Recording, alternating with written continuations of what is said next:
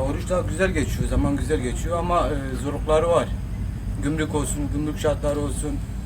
Bayağı bir zorlanıyoruz. Market şurada zaten. İstediğimiz her şey var. Ne hazırsa onu yapıyoruz biz.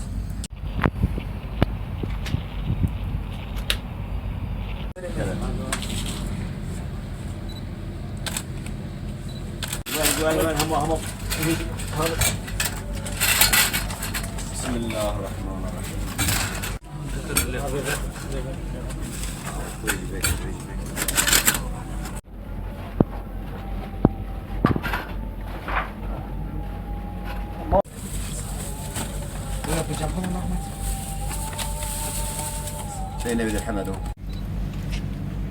بسم الله الرحمن الرحيم يا رب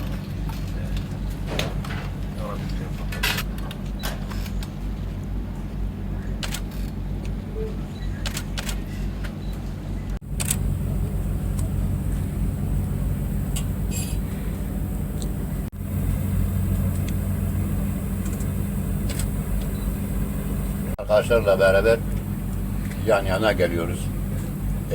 İftar için yemek hazırlıyoruz. Beraber kalkıp beraber oturuyoruz.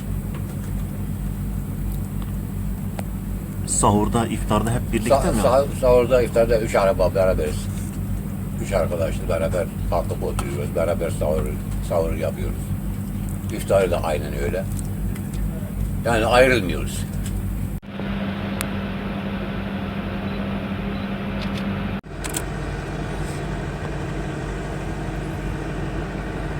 جمع إرادة ما خوردم عيش بینینم رمضان عيش بینینم اما 3 سال دیگه ما عيش بینم فرق هیچ من نخوریم جوجه عسکریه دایر من نخوریم همه شخصی قاچید لقان تگیرانمون کتی لقان دیو همه بر صندقه مثلا پارک دم تو سکنی تقانو قاچگی جور حیوانات تو زمان بوره تو نیکا 2-3 ساعت گیت فقط مثلا تو نویتی بینه جهان پرول شغله تو نو شغله مثلا خالد جد تبدأ عرفانه إرادة يقول بدي كده الصورة